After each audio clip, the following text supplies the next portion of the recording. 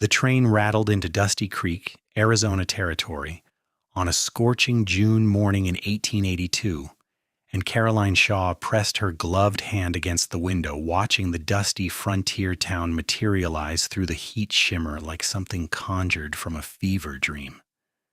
She had left Boston 3 weeks ago with nothing but 2 trunks, a broken engagement, and the desperate hope that 2 weeks with her cousin Abigail would somehow piece back together the shattered remnants of her heart. The platform stretched before her, weathered wood bleached silver by the relentless sun, and as the train hissed to a stop, Caroline gathered her carpetbag and stepped into air so hot it burned her lungs. Abigail was waiting beneath the station's narrow awning, her face lit with genuine joy despite the oppressive heat. She had married Thomas Bennett 2 years prior and moved west, leaving behind their shared girlhood in Massachusetts for this raw, untamed territory. Caroline descended the steps carefully, mindful of her traveling dress, and fell into her cousin's embrace. "You came," Abigail whispered, squeezing tight. "Oh, Caroline, I was so worried you would change your mind." "I needed to get away," Caroline admitted, pulling back to study her cousin's sun-touched face. Abigail looked different, healthier somehow, with color in her cheeks and a brightness in her eyes that Caroline envied. "Thank you for having me." 2 weeks is not nearly enough, but we will make the most of it, Abigail promised, linking their arms together. "Thomas is bringing the wagon around. The ranch is about 40 minutes from town, and I must warn you, it is nothing like home." Caroline managed a smile. "Good. I have had quite enough of home." The ranch house sat in a valley surrounded by red rock formations that glowed like embers in the afternoon sun. It was smaller than Caroline expected, a simple wooden structure with a wide porch and green shutters that somehow softened its rough edges. Thomas proved to be a kind man with gentle eyes and work-hardened hands, and he greeted Caroline with genuine warmth before excusing himself to tend to the horses.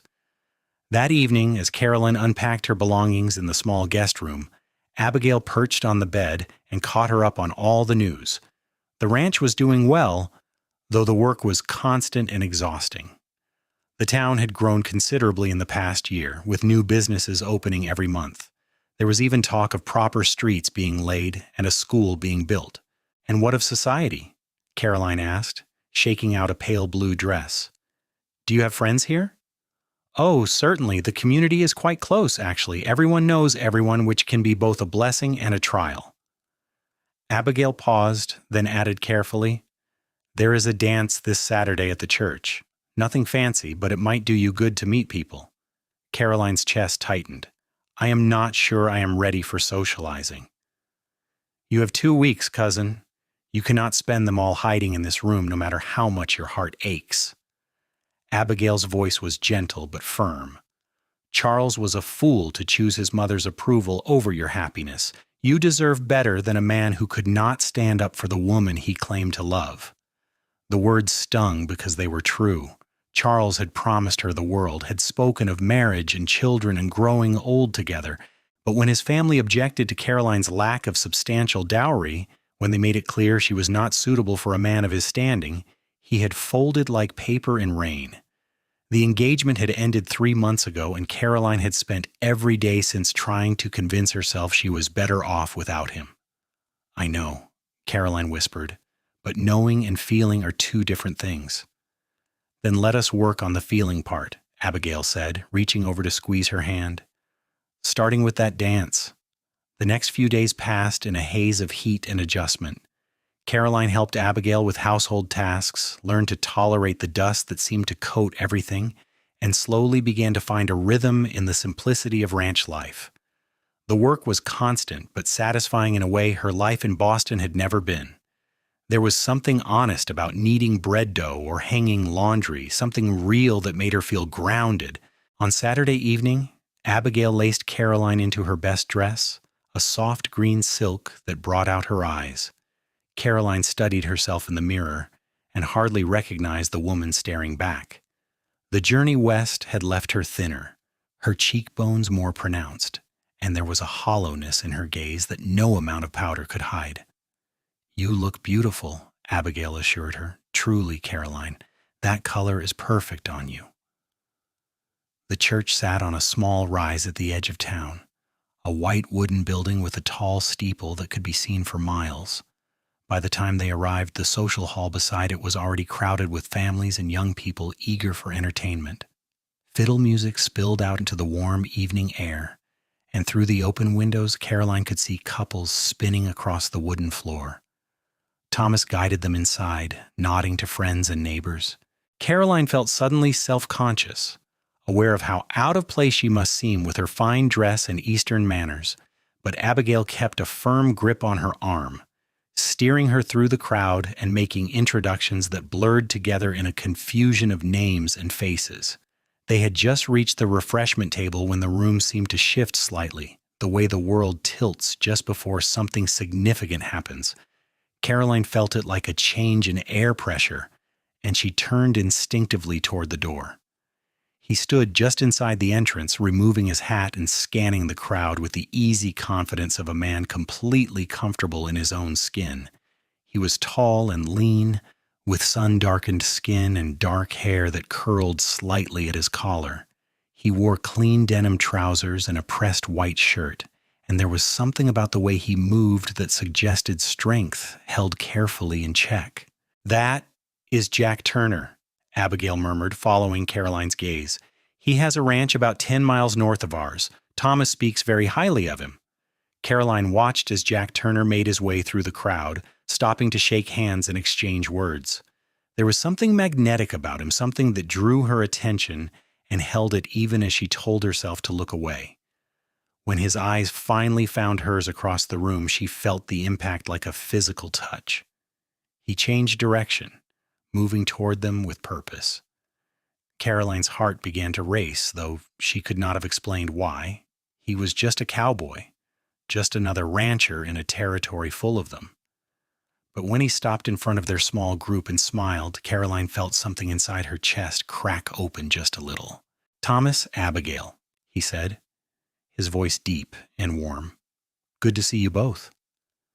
"Jack, let me introduce my cousin, Miss Carolyn Shaw," Abigail said, practically glowing with matchmaking intent. "She is visiting from Boston for 2 weeks."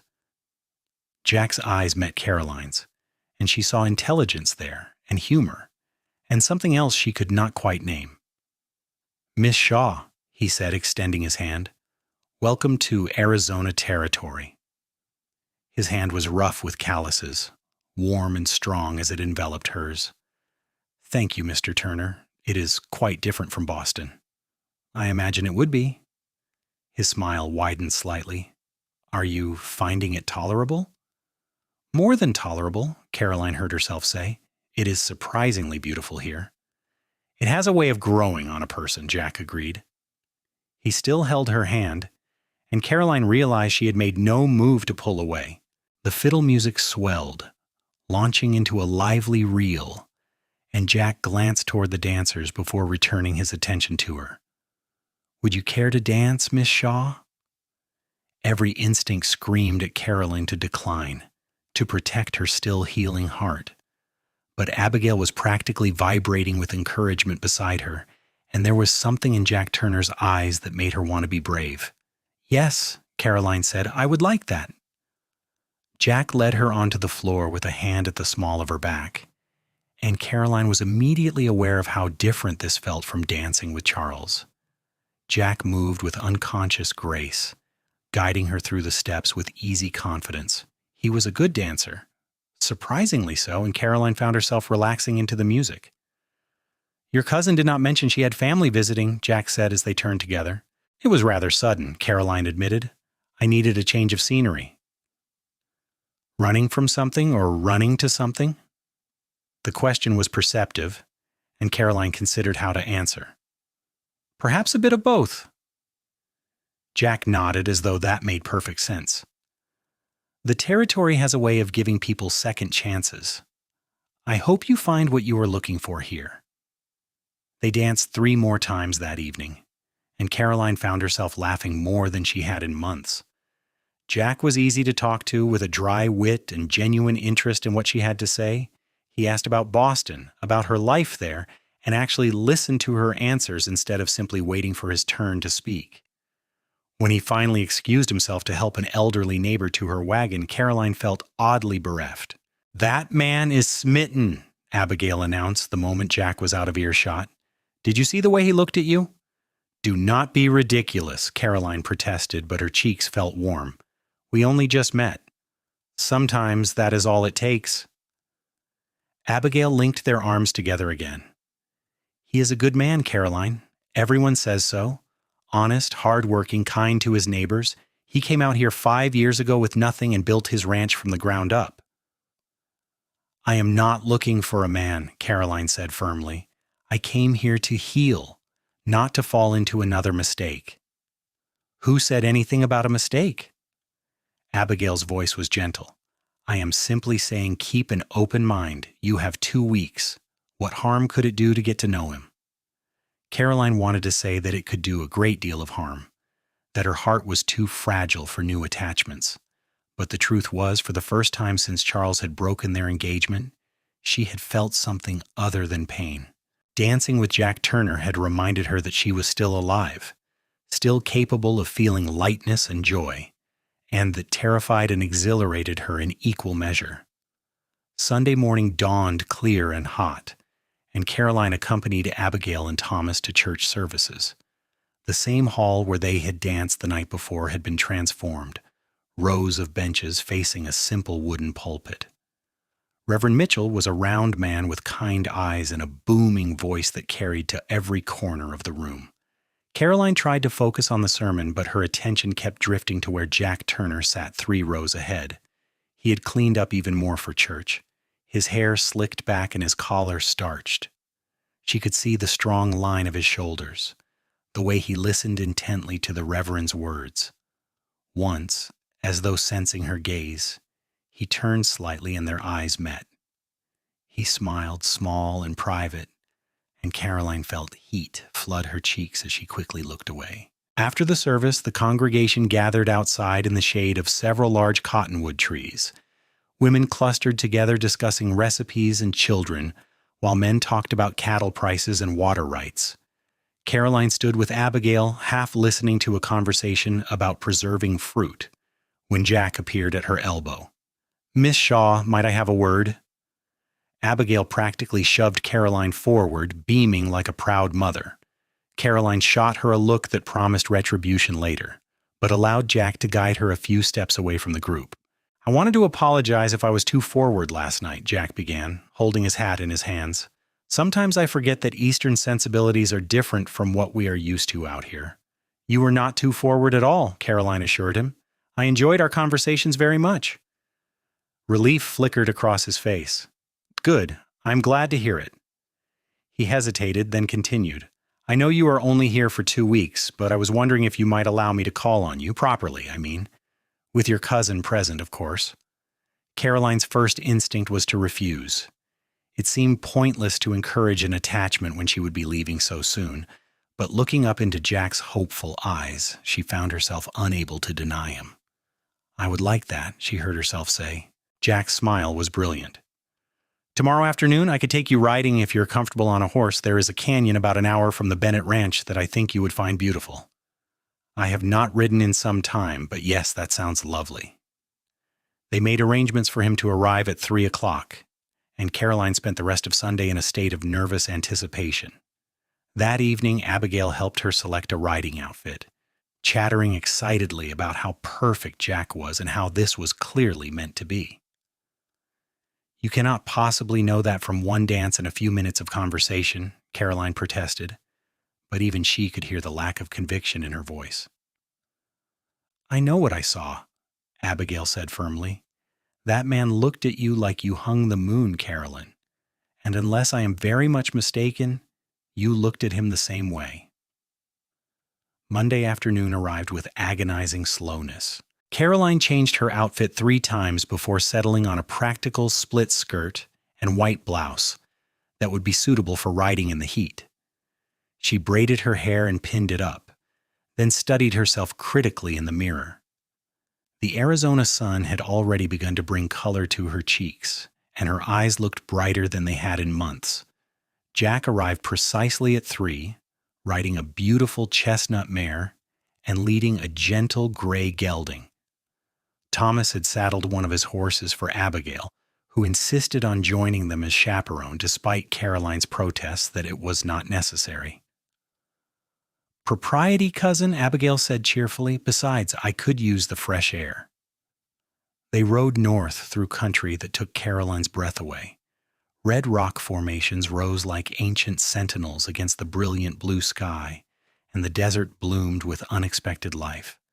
Jack pointed out native plants and animals, sharing stories about the land with obvious affection. He was patient with Caroline's rusty riding skills, never making her feel inadequate or rushed. The canyon he had promised was spectacular, a slash of shadow and stone cutting through the desert. They dismounted near a small stream that somehow survived despite the heat, and Abigail tactfully wandered a short distance away to examine some interesting rocks. "What do you think?" Jack asked, standing beside Caroline at the canyon's edge. "It is magnificent," Caroline breathed. "I have never seen anything like it." "I come here when I need to think," Jack admitted. "There is something about this place that makes everything seem clearer somehow." Caroline turned to look at him. "What do you think about?" "Lately?" Jack's eyes met hers. A woman with sad eyes who dances like sunlight on water. Caroline's breath caught. "Jack, I should tell you I'm not looking for anything serious. My heart is rather battered at the moment." "I know," Jack said gently. "Abigail mentioned you had experienced some difficulties back east. I am not asking you to promise me anything, Caroline. I just want to spend time with you while you are here. No expectations, no pressure, just 2 people getting to know each other."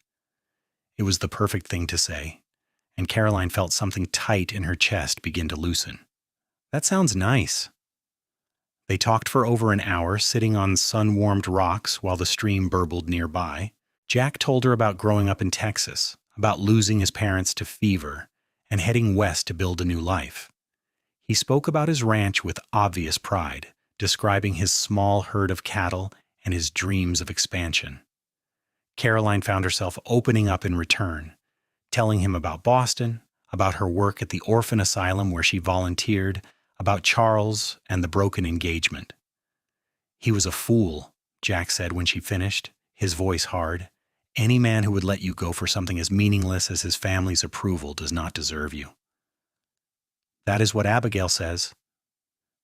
"Abigail is a wise woman." Jack reached out and gently tucked a strand of hair behind Caroline's ear, his fingers lingering for just a moment. "You deserve someone who chooses you, Caroline, every time, without hesitation." The words settled into Caroline's heart like seeds waiting for water. She wanted to believe him, wanted to trust that she was worth that kind of devotion. But 3 months was not enough time to heal the wounds Charles had inflicted, and she was terrified of making another mistake. As if sensing her thoughts, Jack stood and offered his hand. "Come on, we should head back before Thomas sends out a search party." They rode back to the ranch as the sun began its descent. Painting the desert in shades of gold and amber, Jack helped Caroline dismount, his hands strong and sure on her waist. And for just a moment they stood close enough that Caroline could feel the warmth radiating from him.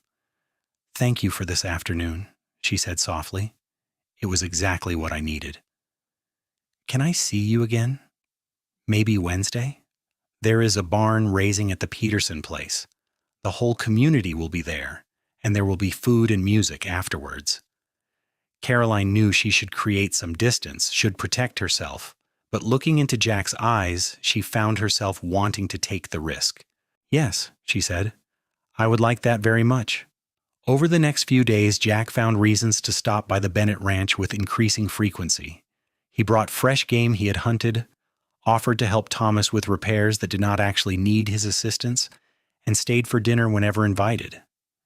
Abigail was delighted by these visits, always making sure to leave Jack and Caroline alone together under the pretense of checking on something in the kitchen or tending to a chore that suddenly required Thomas's help. Caroline began to look forward to seeing Jack with an intensity that both thrilled and frightened her. He was different from Charles in every possible way. Where Charles had been polished and proper, Jack was rough and honest. Where Charles had spoken in careful platitudes, Jack said exactly what he meant. And where Charles had made Caroline feel like a pretty ornament to be displayed, Jack made her feel seen and valued for who she truly was. The barn raising on Wednesday was a revelation. The entire community turned out to help the Petersons, who had lost their barn to a fire 2 weeks prior. Men swarmed over the structure like ants, calling out instructions and jokes in equal measure. Women set up tables laden with food under shade canopies, while children ran wild between the workers. Jack worked alongside the other men, his shirt soon damp with sweat despite the early hour. Caroline tried not to stare at the play of muscles in his back and arms as he lifted heavy beams, but Abigail caught her looking and grinned knowingly. "That man is built like a draft horse," Abigail murmured, "and he cannot take his eyes off you." It was true. Every few minutes, Jack would glance over to where Caroline stood with the other women, and their eyes would meet across the chaos. Each time it happened, Caroline felt a little more of her careful walls crumble. At noon, work stopped for dinner. The men washed up at the pump while the women laid out the food. Caroline found herself preparing a plate for Jack without conscious thought, selecting the best pieces of fried chicken and the fluffiest biscuits. When she handed it to him, his smile was worth more than all of Charles's expensive gifts combined. "You are an angel of mercy," Jack said, taking the plate gratefully. "I am starving." They found a spot under a cottonwood tree, slightly apart from the main crowd. Jack ate with the single-minded focus of a man who had worked hard, and Caroline was content to sit beside him and watch the community at work around them. "This is amazing," she said, gesturing to the barn that was already taking shape. "Everyone just came together to help." "That is how it works out here," Jack explained between bites. "We take care of our own. When I first arrived and was trying to get my ranch started, this community saved my life more times than I can count. I would not have made it through that first winter without their help." "It must be nice, having people you can rely on like that." Jack studied her face. "Did you not have that in Boston?" Caroline considered the question. "I had friends, certainly, but it was different, more formal. People helped because it was the expected thing to do, not because they genuinely cared." She paused, then added, "I think I prefer your way." "It is your way too while you are here," Jack said. He set his empty plate aside and shifted slightly closer. "Caroline, can I ask you something?" "Of course." "What are you going to do when your 2 weeks are up?" The question hit Caroline like cold water. She had been trying not to think about it, trying to live in the moment and ignore the ticking clock. "I suppose I will return to Boston. My life is there." "Is it?" Jack's eyes were intense on hers. "Because from what you have told me, it does not sound like you have much to go back to. No family except some distant relations, no suitor, a volunteer position that barely occupies your time. That is not a life, Caroline. That is just existence." His words stung because they were true. "What are you suggesting?" "I am not suggesting anything, not yet." Jack reached out and took her hand, his thumb stroking over her knuckles.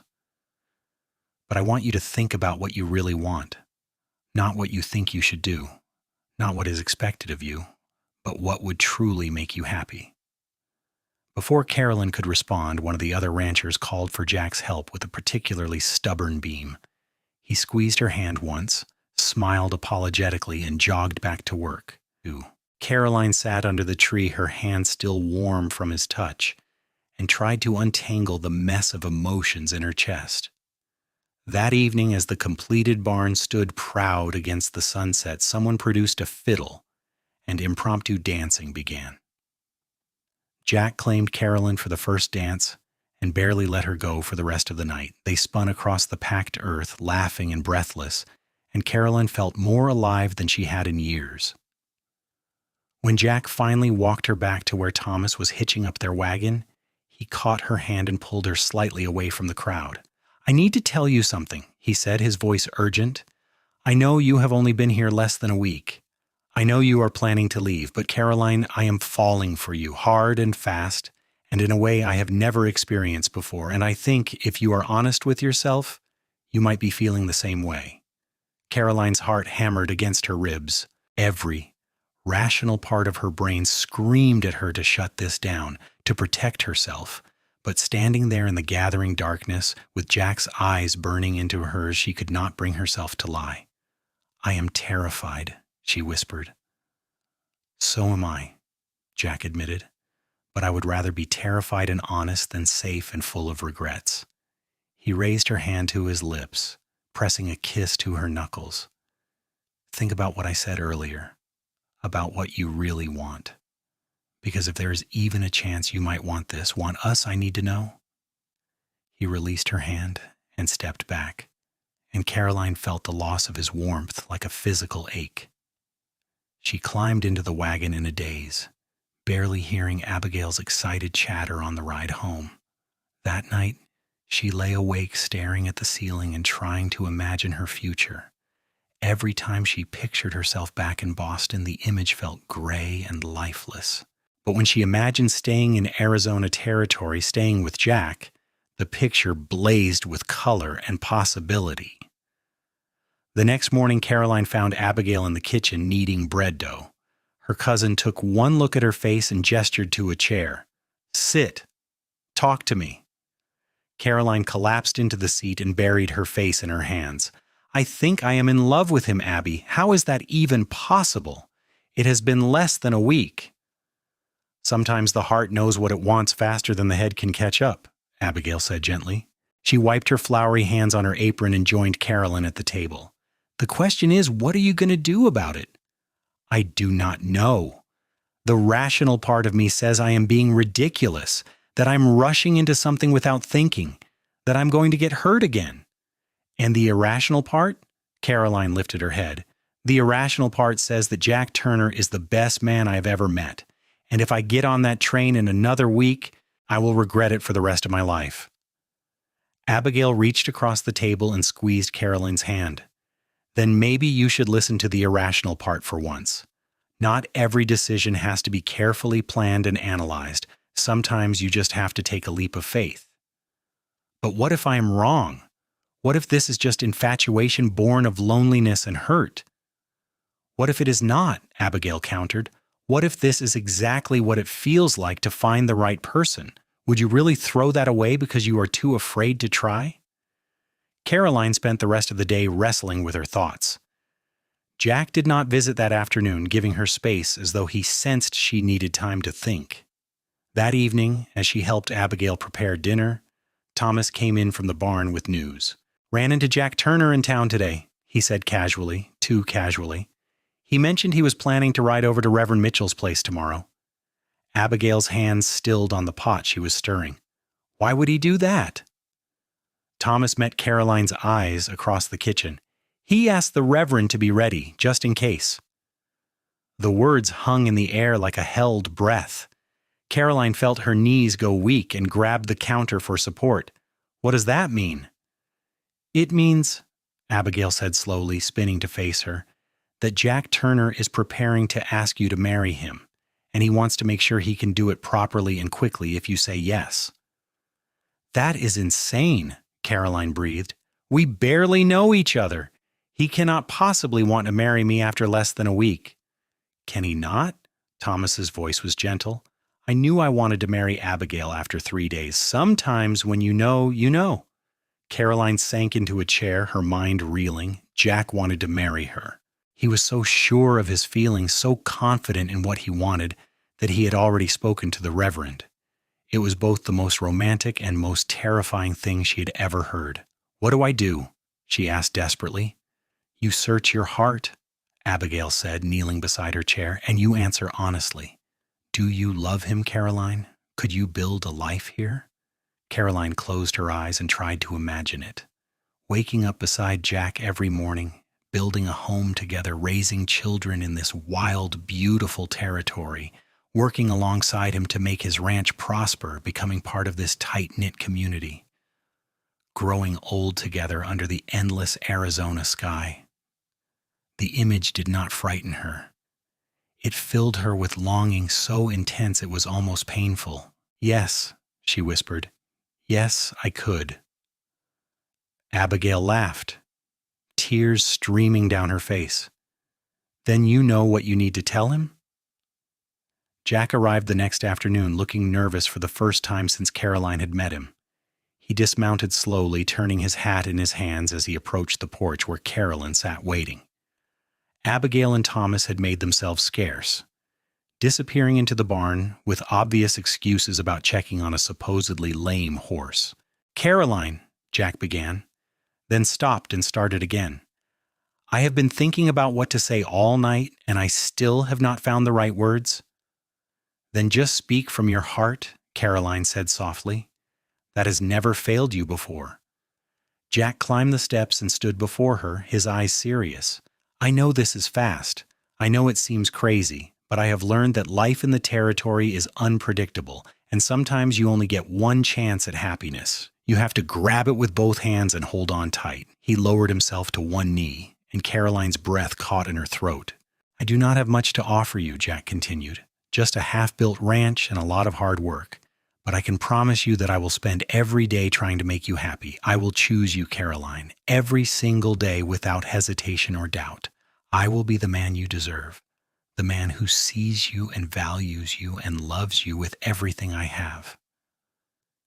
Tears spilled down Caroline's cheeks. "Jack, Let me finish," he said gently. "I spoke to Reverend Mitchell yesterday, asked him to be ready just in case. Because if you say yes, if you agree to take a chance on me, I want to marry you before you have time to second-guess yourself. I want to start our life together right now, not in 6 months or a year when we have had time for a proper courtship. I want you to be my wife, Caroline Shaw. Will you marry me?" Every logical reason to say no lined up in Caroline's mind. She had known him for less than a week. She would be giving up her entire life in Boston. She would be committing to a hard existence in an unforgiving territory. She would be trusting her heart to a man after having it shattered by the last person she had trusted. But logic had never made her feel the way Jack did. Logic had never looked at her with such naked honesty and devotion. Logic had never made her believe she could be brave enough to choose happiness. "Yes," Caroline said, her voice steady despite her tears. "Yes, I will marry you." Jack surged to his feet and pulled her into his arms, lifting her off the ground and spinning her around. His laugh was pure joy, infectious and brilliant. When he set her down, he cupped her face in his hands and kissed her with such tenderness that Caroline felt her last remaining walls crumble to dust. "We should go tell Abigail and Thomas," Caroline said when they finally broke apart, breathless and grinning. "In a minute," Jack murmured, resting his forehead against hers. "Let me just hold you for a minute." They stood there on the porch, wrapped in each other's arms, and Caroline felt something shift deep in her chest. This was what love was supposed to feel like. Not the careful, conditional affection Charles had offered, but this all-consuming certainty that she had found her other half. When they finally went to share the news, Abigail screamed with delight and immediately began making plans. They would have the wedding tomorrow, she declared. No reason to wait. She would make Caroline's dress, the community would provide food for a small reception, and it would be perfect even if it was rushed. "Tomorrow?" Caroline repeated faintly. "Is that not too soon?" "You only have a week left before your train ticket," Abigail pointed out. "Better to be married sooner rather than later. Besides, this way you do not have time to panic and change your mind." Jack caught Caroline's eye and smiled. She has a point. The next 24 hours passed in a blur of activity. Abigail worked miracles with her sewing, altering one of her own dresses to fit Caroline. Women from the community appeared with food and flowers, transforming the church into something magical. Word spread through Dusty Creek with astonishing speed, and by the next afternoon it seemed like the entire town had turned out for the wedding. Caroline stood in the small room behind the church, staring at herself in the mirror. The dress was simple white cotton with lace at the collar and cuffs, and Abigail had woven wildflowers into her hair. She looked different from the broken woman who had arrived on the train just over a week ago. She looked happy. "Are you ready?" Abigail asked, straightening Caroline's collar one last time. "I am terrified," Caroline admitted, But yes, I am ready. The church was packed with people, most of whom Caroline had only met briefly at the barn raising or the dance, but their faces were kind as she walked down the aisle on Thomas's arm, and she felt their genuine goodwill like a warm embrace. And then there was Jack, standing at the front of the church in his Sunday best, looking at her like she was the answer to every prayer he had ever spoken. His eyes shone with unshed tears, and his smile was so full of love that Caroline felt her own tears begin to fall. Reverend Mitchell performed the ceremony with joyful enthusiasm, clearly delighted to be marrying two people who so obviously belonged together. When it came time for vows, Jack took Caroline's hands in his and spoke in a voice that carried to every corner of the church. Caroline, I promise to be your partner in all things, to support your dreams and share your burdens, to make you laugh when you are sad and hold you when you are scared. I promise to build you a home filled with love and laughter, and to fill your days with as much happiness as one man can possibly provide. I will never take you for granted, never make you doubt your worth, and never let you forget that you are the best thing that has ever happened to me. By the time he finished, there was not a dry eye in the church. Caroline swallowed hard and tried to compose herself enough to speak her own vows. Jack, I came to Arizona Territory broken and afraid, but you showed me that I was stronger than I thought. You made me believe in love again, in myself again.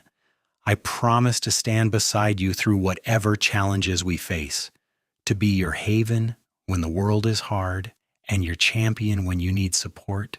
I promise to build this life with you, to trust you with my heart, and to love you with everything I have for as long as I draw breath. Reverend Mitchell declared them husband and wife, and Jack kissed Caroline with such passion that several people in the congregation whistled and cheered. Caroline laughed against his lips, dizzy with joy and disbelief that this was actually happening. The reception spilled out into the churchyard, tables laden with food and someone playing a lively tune on the fiddle. Jack refused to let go of Caroline's hand, keeping her close as they accepted congratulations from what felt like hundreds of people. The community embraced her as one of their own, the women already making plans to help her settle into Jack's ranch, and the men offering advice on everything from cattle to home repairs. As the sun began to set, painting the sky in brilliant shades of orange and pink, Jack pulled Caroline away from the crowd. They walked to the edge of the churchyard, where they could see for miles across the desert. "How are you feeling, Mrs. Turner?" Jack asked, wrapping his arms around her from behind. Caroline leaned back against his chest, marveling at how right it felt to be called by her new name. Like I am dreaming. Like any moment I'm going to wake up back in Boston and none of this will have been real. "It is real," Jack assured her, pressing a kiss to her temple. "You are stuck with me now." "Good," Caroline said, turning in his arms to face him, "because I cannot imagine wanting to be anywhere else." They spent their wedding night at Jack's ranch, and Caroline got her first real look at the place that would be her home. The house was small and rough, clearly built by a man who valued function over form, but it was sturdy and clean. And as Jack carried her over the threshold, Caroline could see its potential. "I know it is not much," Jack said, setting her down gently, "but we will make it better together. Add rooms as we need them, make it a real home." "It is already a home," Caroline assured him, "because you are here." Jack kissed her then deeply and thoroughly, and Caroline felt the last of her fears melt away. This was right. This was where she was meant to be, in the arms of a man who loved her completely, about to start a life neither of them could have predicted, but both of them wanted desperately. The first weeks of marriage were an adjustment. Caroline had to learn how to manage a ranch household which was vastly different from the genteel domesticity she had practiced in Boston. There was always work to be done, from cooking and cleaning to helping with the animals and mending fences. The days were long and hot and exhausting, and Caroline fell into bed each night aching in muscles she had not known she possessed. But she was happier than she had ever been. Jack was an attentive and considerate husband, always making sure she was comfortable and checking that she was not overworking herself. He taught her to ride properly, to shoot a rifle for protection, to read the desert and understand its rhythms. And every night, he held her close and told her how grateful he was that she had taken a chance on him. Abigail visited often, delighted to have her cousin so close.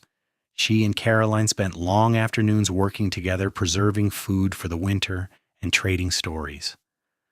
Thomas and Jack became even closer friends, often helping each other with large projects and planning for the future.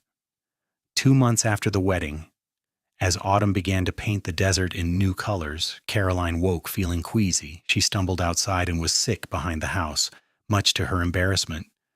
Jack found her there, held her hair back, and then looked at her with dawning realization. "Caroline, do you think you might be—" "Pregnant," Caroline finished, the word feeling both foreign and right. "Yes, I think I might be." Joy spread across Jack's face like sunrise. He picked her up and spun her around, laughing like a child. "We are going to have a baby!"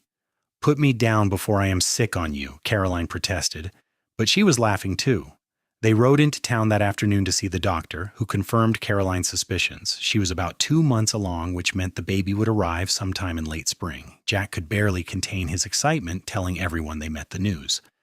By the time they returned to the ranch, Caroline was fairly certain the entire territory knew about the pregnancy.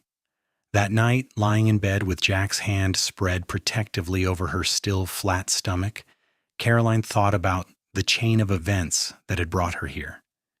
If Charles had not broken their engagement, she never would have come to visit Abigail. If she had not come to visit, she never would have met Jack. And if she had let fear rule her heart, she would have gotten back on that train and returned to Boston, never knowing what she was missing. "What are you thinking about?" Jack murmured, his fingers tracing lazy patterns on her skin. "How glad I am that you asked Reverend Mitchell to be ready," Caroline said. "How grateful I am that you were brave enough to take a chance on someone you barely knew." "Best decision I ever made," Jack said.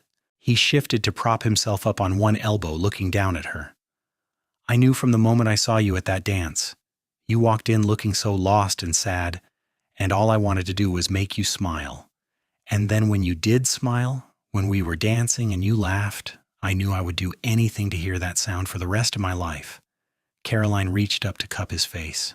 "I love you, Jack Turner, more than I ever thought possible." "I love you too, Caroline Turner. You and this baby and this life we are building together." The months of pregnancy were harder than Caroline anticipated. The heat was brutal well into autumn, and her changing body struggled to adapt. She tired easily, and her back ached constantly, but Jack was endlessly patient and supportive, taking over household tasks when she was too exhausted and rubbing her feet each night without complaint. As winter arrived, bringing cooler temperatures and occasional rain, Caroline blossomed. Her belly grew round and pronounced, and she felt the baby move for the first time in early December. Jack insisted on talking to the baby every night, telling stories about the ranch and the territory and all the adventures they would have together. "What if it is a girl?" Caroline asked one evening as they sat before the fire. "Will you be disappointed?" "Disappointed?" Jack looked genuinely confused. "Why would I be disappointed? Boy or girl, this baby is going to be the most loved child in the territory. Though I will admit, the thought of a little girl with your eyes and your smile does make my heart melt." Christmas came, and the community gathered at the church for a celebration. Caroline was 7 months along by then, moving slowly and carefully. The women of the community had been quietly making baby clothes and blankets, and they presented her with enough supplies to outfit 3 babies. Caroline cried at their generosity, overwhelmed by how completely this place had become her home. As January turned to February, Caroline began to feel anxious about the impending birth. She had never been around babies much, had no mother or sisters to guide her through what was coming. Abigail did her best to reassure her, sharing stories of other births and promising to be there when Caroline's time came. "Women have been doing this since the beginning of time," Abigail reminded her. "Your body knows what to do. You just have to trust it." "What if something goes wrong?" Caroline whispered, voicing her deepest fear. "What if I lose the baby, or what if I die and leave Jack alone?" Abigail took Carolyn's face in her hands, forcing her to meet her eyes. "Listen to me. You are strong and healthy. Dr. Williams will be there, and so will I, and so will every woman in this community who has experience with births. Nothing is going to go wrong. You are going to bring this baby into the world, and it is going to be perfect." Jack was even more worried than Caroline, though he tried to hide it. She caught him reading medical texts he had ordered from back east, studying sections on childbirth with a furrowed brow. At night, he held her tighter than usual, as though he could protect her from what was coming through sheer force of will. "I am going to be fine," Caroline told him one night when she woke to find him staring at the ceiling. "Women do this every day." "I know," Jack said, "but the thought of you in pain, of anything happening to you, it terrifies me." "You are everything, Caroline. You and this baby. If I lost you—" "You are not going to lose me," Caroline said firmly. She took his hand and placed it on her belly, where the baby was doing acrobatics. "We are both going to be fine, and in a few weeks you are going to be holding your son or daughter, and all of this worry will seem silly." The baby came in late March, 3 weeks earlier than expected. Caroline's water broke in the middle of the night, and Jack immediately went into a controlled panic.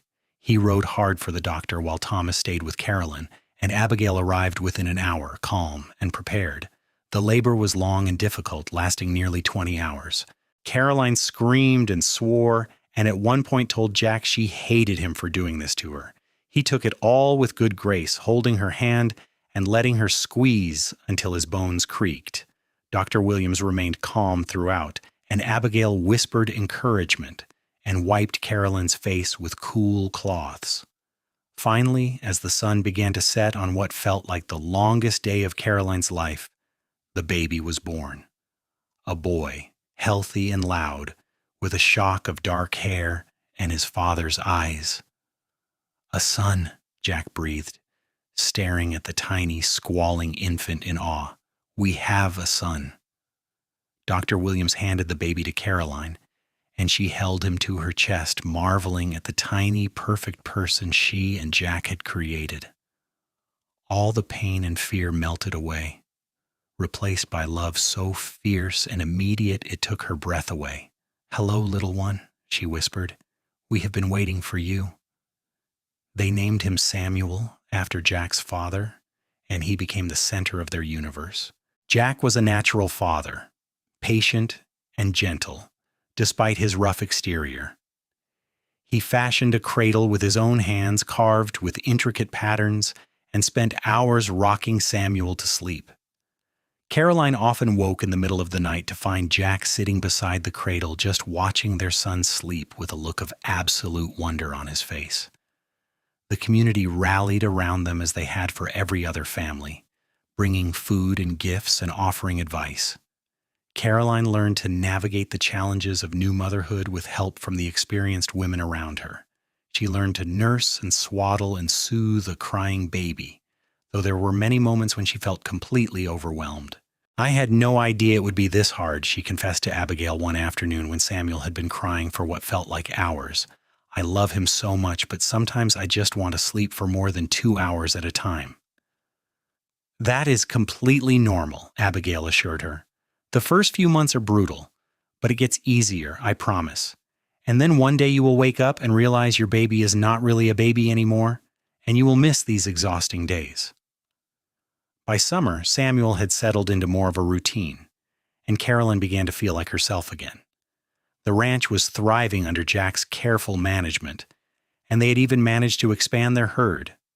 Jack had hired a young man named Miguel to help with the heavier work, which gave him more time to spend with Caroline and Samuel. On their first anniversary, Jack surprised Caroline by taking her back to the canyon where they had talked on their first outing together. Miguel agreed to watch Samuel for a few hours, and Abigail packed them a picnic basket. They rode out in the early morning before the heat became oppressive and spread a blanket near the stream. "I cannot believe it has only been a year," Caroline said, lying with her head in Jack's lap while he played with her hair. "It feels like we have lived entire lifetimes together." "The best year of my life," Jack said. "Well, one of the best. This next year might beat it, and the one after that will probably be even better. Caroline smiled up at him. You are an optimist.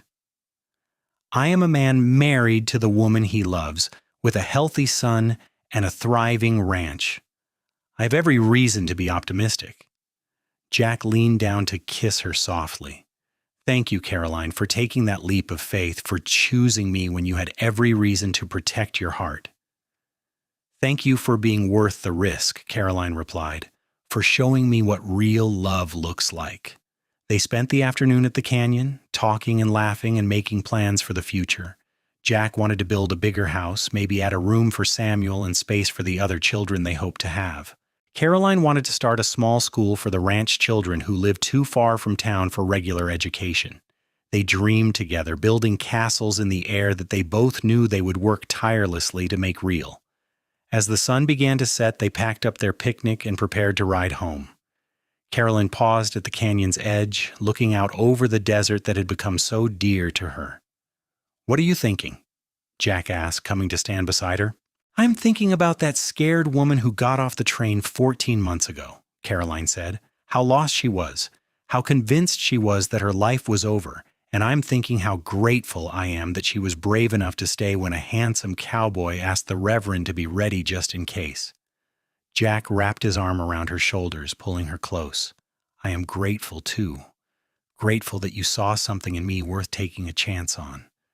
Grateful for every moment we have had together and every moment still to come. They rode home as the stars began to emerge, one by one, in the darkening sky. Samuel was sleeping peacefully when they arrived, and Abigail and Thomas left with knowing smiles. Jack carried Carol into their room, and they made love slowly and tenderly, reaffirming the vows they had spoken a year ago. Life settled into a comfortable rhythm over the next few years. Samuel grew from a baby into a rambunctious toddler with his father's adventurous spirit and his mother's curiosity. He learned to walk and then to run, constantly getting into mischief and keeping Carolyn on her toes.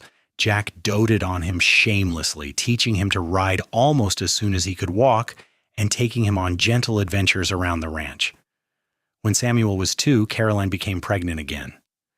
This pregnancy was easier than the first, perhaps because she knew what to expect, or perhaps because she was so busy with the toddler that she had less time to worry. Jack was protective, but less panicked, having survived one birth and gained confidence in Caroline's strength. Their daughter was born on a cool November morning, arriving so quickly that Dr. Williams barely made it in time. She was smaller than Samuel had been, with Caroline's delicate features and a surprising amount of blonde hair. She is perfect, Jack whispered, holding his daughter with the same awe he had shown Samuel. She looks just like you. They named her Grace, and she lived up to her name with a sweet, calm temperament that was the opposite of her brother's wild energy. Samuel was fascinated by his baby sister, wanting to help with everything from feeding to diaper changes.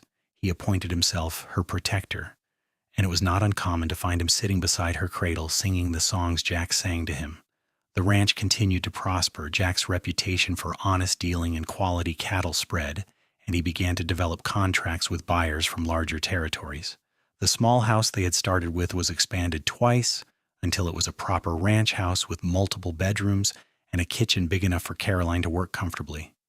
They had become pillars of the community, known for their generosity and willingness to help neighbors in need. Caroline started her school in the 3rd year, teaching reading and writing and arithmetic to the ranch children 3 times a week. It was not much, but it was something, and she loved seeing the children's faces light up when they mastered a new skill. Jack built her a small schoolhouse near the main ranch, and it became a gathering place for families across the region. On a warm spring evening when Samuel was 5 and Grace was 3, Caroline stood on the porch watching Jack teach their son to rope fence posts. Grace was asleep inside, and for a moment Caroline had the luxury of simply observing her family.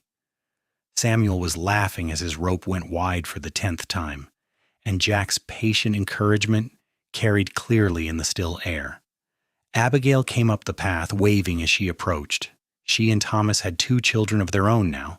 and the cousins saw each other at least once a week. "Watching your men work?" Abigail asked, joining Caroline on the porch. "Watching my life," Caroline corrected, "and marveling at how different it is from what I imagined." "Better or worse?" Caroline smiled. "So much better. Some days I still cannot believe this is real. That I get to wake up every morning next to a man who loves me the way Jack does. That I have 2 beautiful children and a home and a community that supports me." "You deserve all of it," Abigail said firmly. "You took a risk when you had every reason to play it safe. You chose love over fear. Of course you deserve happiness." That night, after the children were in bed, Jack found Carolyn sitting on the porch watching the stars. He settled beside her, pulling her into his side. "What are you thinking about out here all alone?" "Not alone anymore," Caroline said. "I was just thinking about how grateful I am. For you, for our children, for this life we have built." "Funny," Jack murmured. "I was thinking the same thing." He was quiet for a moment, then added, "Do you ever regret it? Giving up Boston and everything you knew?" Caroline turned to look at him, studying his face in the dim light spilling from the windows. "Never. Not once. That woman who stepped off the train 5 years ago was existing, not living. You taught me the difference, Jack. You gave me a real life, a real home, real love. How could I possibly regret that?" Jack kissed her temple. "I love you, Carolyn Turner. More now than the day I married you, and I will love you more tomorrow than I do today." "That is quite a promise." "It is a vow," Jack corrected. "One I intend to keep for the rest of my life." Years continued to pass in a blur of activity and joy. Samuel grew into a capable young man who loved the ranch as much as his father did. Grace became a voracious reader, devouring every book Caroline could get her hands on. And when Samuel was 8 and Grace was 6, Caroline gave birth to twins, 2 boys they named Matthew and Daniel, who brought chaos and laughter in equal measure. The house expanded again to accommodate the growing family. Jack hired more help as the ranch continued to grow, but he never lost sight of what mattered most. Every evening, no matter how busy the day had been, he made time to sit with his family around the dinner table. They would share stories about their day, and Jack would ask each child about their dreams and worries. He and Caroline presented a united front on discipline and values, raising children who were kind and hardworking and honest. When Samuel turned 18, a young woman named Elena moved to the territory with her family. She had dark eyes and a quick smile, and Samuel was immediately smitten. Jack and Caroline watched their oldest son fall in love with the same headlong intensity that had characterized their own romance, and they could not help but see themselves in the young couple. "He wants to marry her," Jack said one night after Samuel had ridden off to call on Elena. "I can see it in his eyes." "They barely know each other," Caroline protested, then stopped and laughed. "Listen to me. The woman who married a man after knowing him for a week." "Sometimes the heart knows what it wants," Jack said, echoing the words Abigail had spoken to Caroline so many years ago. "If he is anything like his father, he is not going to want to wait." Samuel proposed 3 months later, and the community turned out for another wedding. Caroline cried through the entire ceremony, remembering her own wedding and marveling at how time had flown. Samuel and Elena built a small house on the far edge of the ranch property, and Samuel began taking on more responsibility for the daily operations. Grace announced her intention to become a teacher, and Caroline could not have been more proud. She helped her daughter prepare for the exam required to obtain a teaching certificate, and when Grace passed on her first try, they celebrated with a family dinner that lasted late into the evening. The twins were 12 and already showing signs of their individual personalities. Matthew was quiet and thoughtful, more interested in books than cattle. Daniel was wild and adventurous, constantly getting into scrapes that reminded Caroline of Samuel at that age. Jack loved them both fiercely, encouraging their differences and helping them discover their own paths. On their 20th anniversary, Jack surprised Caroline by taking her back to Boston. It was her first time returning since she had left all those years ago, and Caroline was struck by how foreign it felt. The city that had once been her entire world seemed small and constraining now, the people moving through their careful lives without any of the vibrancy she had found in the territory. They visited the orphan asylum where Caroline had volunteered, and she was pleased to see it thriving. But she felt no pull to stay, no regret for what she had left behind. This place was her past, but Arizona Territory was her present and her future. "Ready to go home?" Jack asked after 3 days of sightseeing and revisiting old haunts. "More than ready," Caroline confirmed. "I miss the desert, miss the space and the sky and the feeling of possibility. Missed our children and grandchildren," Jack added with a smile. Samuel and Elena had 2 children of their own by then, making Jack and Caroline proud grandparents. "That too," Caroline agreed. "Though I must admit, 3 days without anyone needing me for something has been rather restful." They returned to the ranch to find organized chaos. Grace had attempted to mind her younger brothers while Samuel managed the ranch, and based on the state of the house, it had not gone particularly smoothly. But everyone was happy and healthy, and within a day, life had returned to its normal rhythm. As Caroline approached 40, she found herself reflecting on the journey that had brought her here. 20 years ago, she had been a heartbroken woman convinced her life was over. Now she was the matriarch of a thriving family, respected member of her community, and still deeply in love with the cowboy who had taken one look at her and asked the Reverend to be ready. "What are you thinking about, Yishnoi?" Jack asked one evening. They were sitting on the porch, watching the sunset paint the desert in impossible colors. It had become their ritual, these quiet moments at the end of the day. "I am thinking about that dance," Caroline said. "The first time I saw you, do you remember?" "I remember everything about that night," Jack said. "You were wearing a green dress that made your eyes look like emeralds. Your hair was coming loose from its pins, and you looked sad and lost and so beautiful I could barely breathe. I almost did not come that night. Abigail had to practically drag me." "Remind me to thank her again for that," Jack said. He took Caroline's hand, his thumb stroking over her knuckles in the gesture that had become so familiar. "You know, I really did talk to Reverend Mitchell before I ever proposed to you. I was so sure you would say yes, I wanted to be prepared." "That was either incredibly confident or incredibly arrogant," Caroline teased. "Incredibly hopeful," Jack corrected. "I had already decided you were the woman I was going to marry. I just needed to convince you of it. You did not have to work very hard, 1 week of your attention, and I was already halfway in love with you." Jack shifted, pulling Caroline onto his lap so he could look into her eyes. "Only halfway?" "Well, I was trying to be sensible, protect my heart, but you were very persistent. And you were very worth persisting for." Jack kissed her softly, his lips warm and familiar.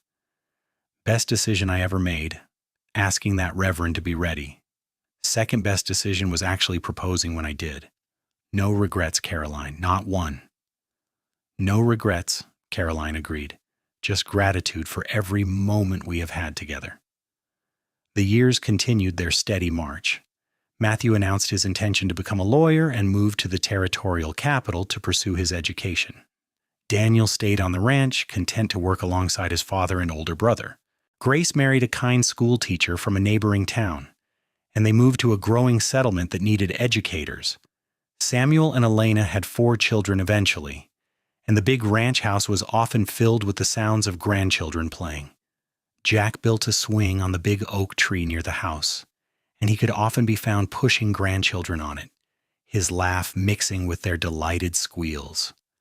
As Jack and Caroline entered their 50s, they began to think about the future of the ranch. Samuel was more than capable of running it, but Jack was not quite ready to give up the reins completely. They worked out an arrangement where Samuel handled the daily operations while Jack focused on breeding programs and strategic planning. Caroline's school had grown significantly, and several of her former students had gone on to become teachers themselves. She took great pride in the impact she had made on the community, in the children she had helped educate, and the opportunities she had opened for them. On a crisp autumn afternoon when Caroline was 55, she and Jack rode out to their canyon. They had made this pilgrimage regularly over the years, always on important anniversaries or when they needed to reconnect with each other away from the demands of family and ranch. "I have been thinking," Jack said as they sat beside the stream, "about what happens when we are gone. The ranch, the house, all of it." "Morbid thoughts for such a beautiful day," Caroline observed, but she understood. They were not old by any means, but they were no longer young either. Planning for the future was prudent. "Samuel will take over the ranch, obviously, but I want to make sure there is something for each of the children. Grace and Matthew may not want to ranch, but they should still benefit from everything we have built." They spent the afternoon making plans, talking about their wishes and dreams for their children and grandchildren. It was not sad exactly, but it was sobering. A reminder that their time, while hopefully long from over, was finite. "Do you ever wonder what would have happened if you had gotten back on that train?" Jack asked as they prepared to ride home. Caroline considered the question seriously. "Sometimes. I think I would have returned to Boston and lived a quiet, respectable life. Maybe eventually married someone suitable and had a couple of children. But I would never have been truly happy. I would have spent my whole life wondering what I had given up out of fear." "I would have been devastated," Jack admitted. "Probably would have stayed single, unable to find anyone who measured up to the woman I lost, become one of those sad old bachelors everyone feels sorry for." Caroline laughed. "I somehow doubt that. You are too much of a catch to have stayed single long." "Maybe, but I would not have been happy either. There is only one you, Caroline, only one woman who could have made me feel this way." They rode home as the sun set, their horses walking side by side. After more than 30 years together, they moved in perfect synchronization, anticipating each other's needs and wants without conscious thought. It was the kind of partnership built over decades of shared joys and struggles, weathered trials and celebrated victories. More years passed, bringing new grandchildren and eventually great-grandchildren. The ranch that Jack had started with nothing became one of the most successful in the territory. The Turner name became synonymous with integrity and quality. And young ranchers sought Samuel's advice the way his father's generation had sought Jack's. When Caroline turned 65, the family threw a massive celebration. Children and grandchildren and great-grandchildren came from across the territory and beyond. The house was bursting with people and laughter, and Caroline moved through the crowd feeling overwhelmed with love and gratitude. That evening, after everyone had finally gone to bed or headed home, Jack found Caroline sitting in the rocking chair he had made for her 40th birthday. She was looking at an old photograph from their wedding day, her finger tracing Jack's young face. "We were so young," she said as Jack settled into the chair beside her. "I barely recognize us." "I do," Jack said. "I can still see the scared woman who said yes, even though every logical bone in her body told her to run. I can still see the hope in her eyes when she realized maybe, just maybe, this could work." Caroline set the photograph aside and reached for Jack's hand. "Thank you." "For what?" "For everything. For seeing me when I felt invisible, for asking the Reverend to be ready, even though you had every reason to believe I would refuse, for 35 years of choosing me every single day without fail." Jack brought her hand to his lips. "It has never been a hard choice, Caroline. From that very first dance, you have been the easiest decision I ever made." They sat together in comfortable silence, rocking gently and watching the stars emerge one by one. This had been their life, Caroline thought. Moments of quiet beauty, interspersed with chaos and joy and struggle. Children raised, a ranch built, a community served. It had not always been easy, but it had been real and full and exactly what she needed. "No regrets?" Jack asked, as he had asked so many times over the years. "Not a single one," Caroline confirmed. "You?" "Only that we did not have even more time," Jack said, "but I intend to make the most of whatever we have left." And they did. Jack and Caroline lived to see all their children settled and happy to hold great-grandchildren and even a few great-great-grandchildren. The ranch passed to Samuel and then to his oldest son, but the Turner legacy was about more than land and cattle. It was about integrity and hard work and the courage to take chances on love, They grew old together, their bodies slowing but their love never diminishing. Jack's hair went silver and Carolyn's face gained lines that mapped out decades of laughter and tears, but when they looked at each other, they still saw the young people who had fallen in love in less than a week and had the courage to build a life on that fragile foundation.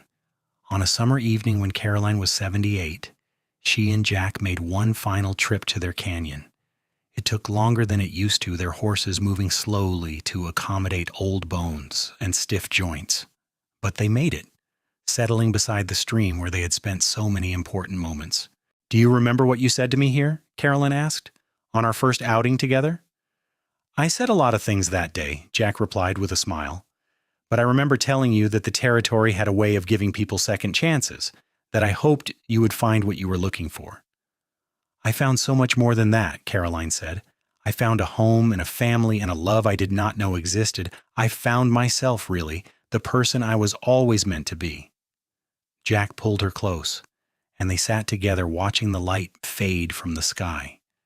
This canyon had witnessed so much of their story, from nervous first conversations to anniversary celebrations to moments of quiet connection.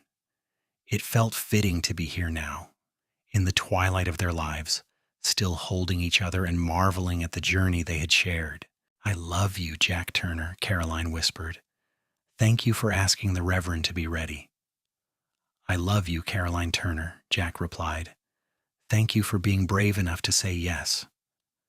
They sat until the stars filled the sky, two people who had taken a chance on love and built an extraordinary life from that single moment of courage. And when they finally rode home, moving slowly through the desert darkness, they knew that whatever time they had left would be exactly enough, because they had chosen each other every single day, and that had made all the difference. The years that followed were gentle ones. Jack and Caroline spent their days surrounded by family, sharing stories with grandchildren, and watching the ranch continue to thrive under Samuel's capable management. They took daily walks together, moving slowly but always side by side. The community they had helped build grew and prospered, and the Turner family remained at its heart. Jack passed away peacefully in his sleep at the age of 82, with Caroline holding his hand. The funeral was attended by what seemed like the entire territory, a testament to the life he had lived and the people he had touched. Caroline grieved deeply, but without regret, knowing she had been blessed with a love most people only dreamed of. She lived another 3 years, spending her time with family and working on a detailed history of the ranch and the territory's early days. She wanted her descendants to know where they came from, to understand the courage and sacrifice that had built their legacy. On a spring morning not long after her 85th birthday, Caroline died in her sleep, a smile on her face. She was buried beside Jack on a hill overlooking the ranch, their graves marked with simple stones that bore their names and a single inscription: "They chose love." The Turner Ranch continued for generations, each one building on the foundation Jack and Caroline had laid. The story of the cowboy who asked the Reverend to be ready and the Boston woman who took a chance on love became family legend, told and retold to children and grandchildren. It was a reminder that sometimes the best things in life come from the courage to take a leap of faith, to choose love over fear, and to build a life with someone who sees you and values you and chooses you every single day. And somewhere in the Arizona desert, where red rocks glow in the sunset and a small stream runs through a hidden canyon, their love story lived on.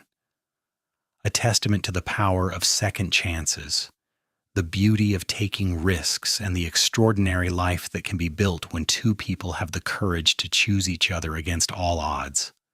The ranch house stood strong for over a century, eventually becoming a historical landmark. Tourists would visit and hear the story of Jack and Caroline, of a whirlwind romance that had lasted more than 50 years. They would see the photographs on the walls, the rocking chairs on the porch, and the simple bedroom where two people had built a life of profound love and partnership. But more than the physical legacy, Jack and Caroline left behind something more precious. A family built on love and integrity, a community strengthened by their generosity, and a story that reminded everyone who heard it that true love is worth fighting for, worth risking everything for, worth choosing every single day for the rest of your life. And it all started with a scared woman visiting her cousin for 2 weeks, and a cowboy brave enough to ask the Reverend to be ready just in case she was brave enough to say yes.